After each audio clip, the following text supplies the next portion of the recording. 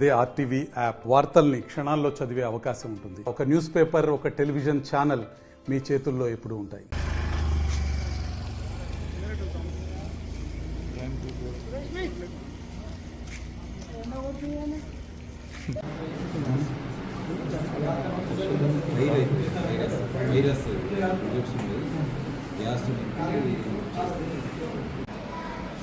Creativity అంటే అబ్బా నువ్వే నక్కరా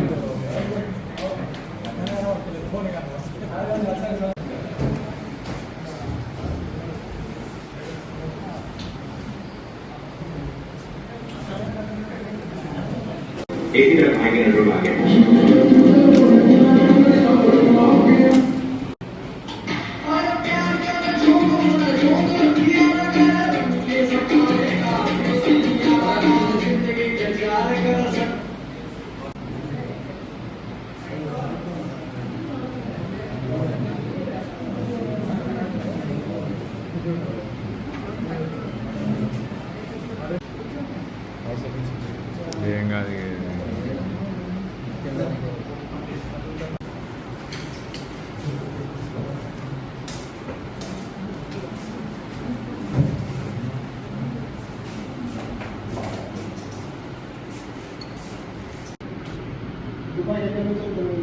అది కనుక్కోవాలి.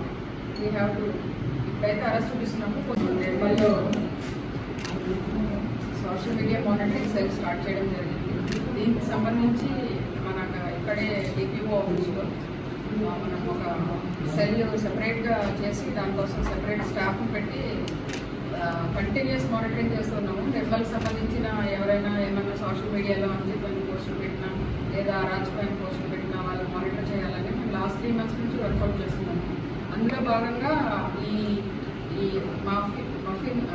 మక్కిన్ మాఫియా అనే ఒక ఇన్స్టా పేజ్ మా దృష్టికి వచ్చింది. దీన్ని మేము కంటిన్యూస్గా వర్కౌట్ చేసి దాని మీద మేము అన్ని రకాలుగా పరిశోధన చేసిన తర్వాత మాకు తెలిసింది ఏంటంటే ఈ అల్వేర్ జార్జ్ తర్వాత షేక్ మదీనుద్దీన్ అండ్ షేక్ అలీ వీళ్ళ ముగ్గురు కలిపి ఒక ముఠగా ఏర్పడ్డారు. వీళ్ళు ఈ జల్సాలకి బాగా అలవాటు పట్టి వీళ్ళు ఈ ఆన్లైన్లో పత్రిక కొన్నామని చెప్తున్నారు. కానీ అది ఎక్కడ కొన్నారు అన్నది మేము మళ్ళీ పోలీస్ కస్టడీలో తీసుకున్నప్పుడు తెలుస్తుంది. అలాగే ఒక పిస్టల్ కూడా వీళ్ళు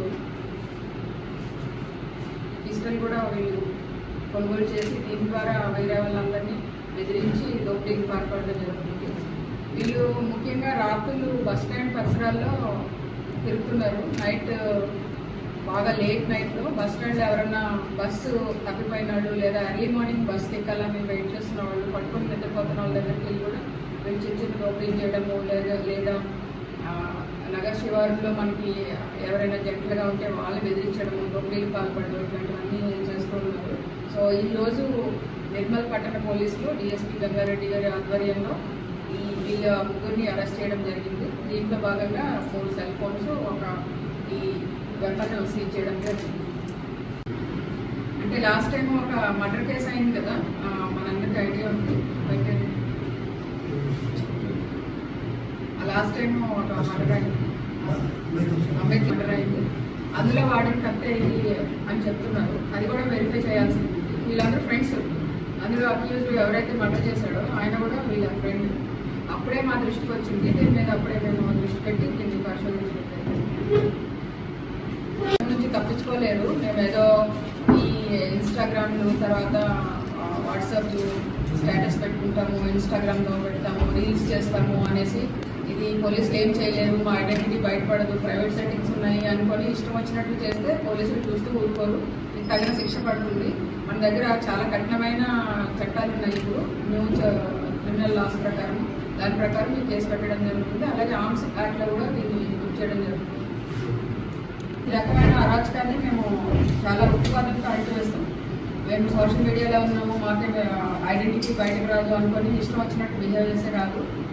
ఈ సోషల్ మీడియా మానిటరింగ్ సెల్ చాలా స్ట్రాంగ్గా పనిచేస్తుంది. అలాగే మన టౌన్ పోలీసులు కానీ నిర్మల్ సబ్ డివిజన్ పోలీసులు, బైసా సబ్ డివిజన్ పోలీసులు అందరూ కూడా నిర్మల్లో శాంతి భద్రతలు నెలకొల్పడం కోసం చాలా అనుకూలిత దీక్షతో పనిచేస్తూ ఉంటారు. దీన్ని అందరూ దృష్టిలో పెట్టుకొని ఏ రకమైన అసాంఘిక కార్యక్రమాలకు పాల్పడకుండా ఉండాలి, లేదా ఇట్లాంటి పాల్పడుతున్న వాళ్ళ గురించి కూడా ఇన్ఫర్మేషన్ ఇచ్చి మాకు సహకరించాలని కోరుతున్నాం. మరిన్ని వీడియోస్ కోసం ఛానల్ ని సబ్స్క్రైబ్ చేయండి, లేటెస్ట్ అప్డేట్స్ కోసం వాట్సాప్ ఛానల్ ని ఫాలో చేయండి అండ్ లింక్ డిస్క్రిప్షన్ లో ఉంది.